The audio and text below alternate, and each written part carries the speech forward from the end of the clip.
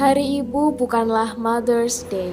Hari Ibu di Indonesia sejatinya adalah momen peringatan pergerakan perempuan Nusantara 97 tahun silam yang berjuang melawan keterbelakangan dan kemiskinan, meneguhkan perannya di kancah politik kebangsaan demi menyuarakan nasib perempuan yang di abad ke-21 ini ternyata masih relevan.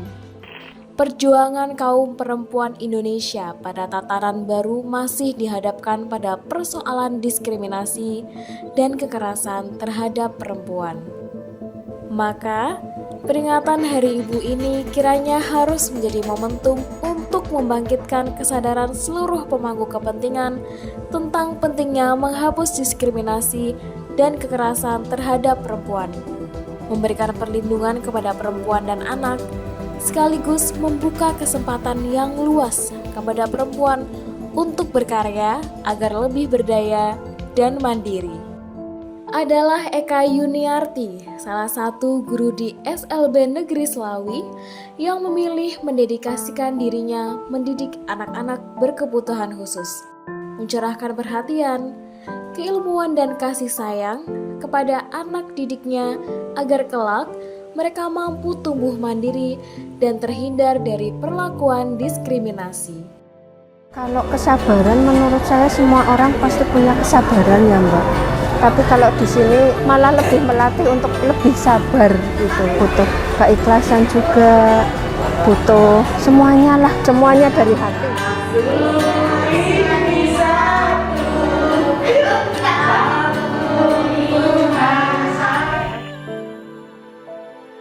Di dunia relawan kemanusiaan, kita mengenal Ibu Endang atau Bundang, pendiri Rumah Harapan Peduli Kanker dan Sosial yang juga seorang penyintas kanker.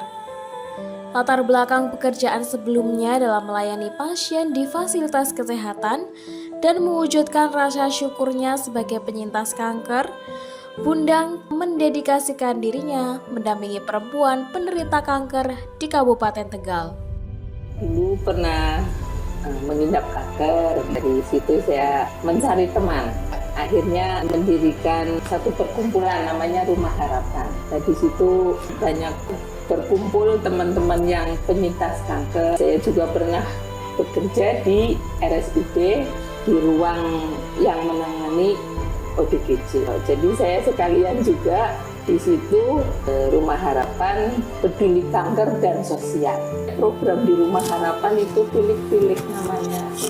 Ya entah sebulan sekali atau sebulan 2 kali saya ajak teman-teman seperti itu. Di tengah perkembangan pesat era teknologi digital, tentu banyak peluang bisnis yang mampu diraih kaum perempuan.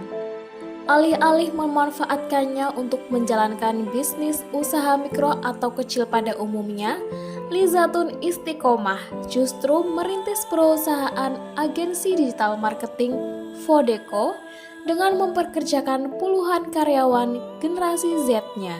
Saya memulai perjalanan usaha di garasi rumah. Beberapa tahun kemudian, saya pindah dari garasi rumah dan membangun usaha di sini.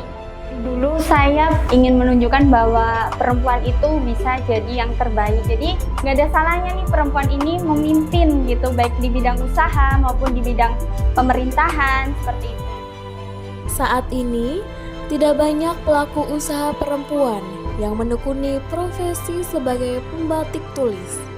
Salah satu di antaranya adalah Nur Anissa Amini, pemilik galeri petik yang tidak hanya memproduksi karya batik tulisnya secara terbatas untuk menjaga orisinalitasnya, ia juga berhasil mendokumentasikan 639 motif batik Tegalan yang dituangkannya ke dalam buku katalog.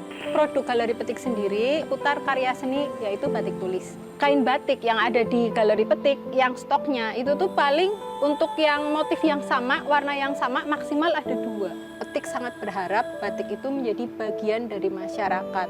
Masih di dunia fashion, ada Vika Arianti, salah satu perempuan yang aktif menularkan teknik pewarnaan dan pencetakan daun hingga bunga pada permukaan kain dengan bahan-bahan alaminya kepada anak-anak sekolah juga ibu-ibu di pedesaan dengan teknologi ekoprintnya.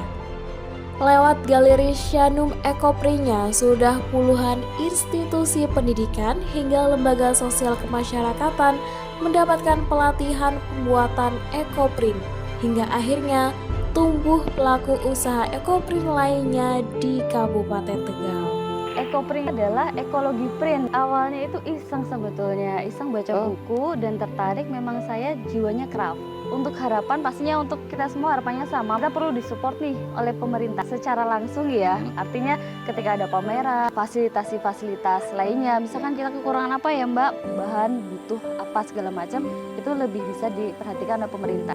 Berbicara soal program pemberdayaan masyarakat di bidang lingkungan hidup, ada sosok Ani Murtafiah, tokoh perempuan pendiri Bank Sampah Bestari Desa Ujung Rusi, Kecamatan Adiwerna, yang kini dipercaya mengelola Taman Edukasi Sampah Terpadu atau TESTA.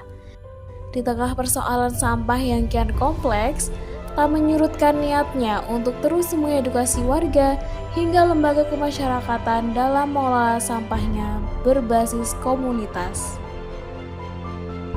Kami menyediakan sarana TESTA, Taman Edukasi Sampah Terpadu dan Agrowisata di Ujung Rusi. Teman-teman sobat lingkungan yang mau belajar di sini dari sekolah, dari PKK, dari komunitas, dari teman-teman bank sampah, dari yayasan rukun dan sebagainya, ayo belajar bareng di sini. Insya Allah kami coba menyediakan contoh atau prototipe pengolahan sampah terpadu. Silahkan diaplikasikan di tempat masing-masing. Siapa tak kenal Waryatun Tangun atau Jatun, perempuan inspiratif dari desa Kedung Kelor, Kecamatan Warureja, pendiri Umriti Tangun Center dengan sekolah lansia bakti ibunya. Lansia yang kami dampingi untuk saat ini adalah kurang lebih sampai 80 lansia. Dan mereka yang menjadi kebanggaan kami di sini. Di sini senam lansia, kemudian pemeriksaan kesehatan lansia, kemudian kita di sini memberikan motivasi ke lansia, menggambar, melukis, bercerita, berdoa, jalan-jalan, banyak hal indah dilakukan.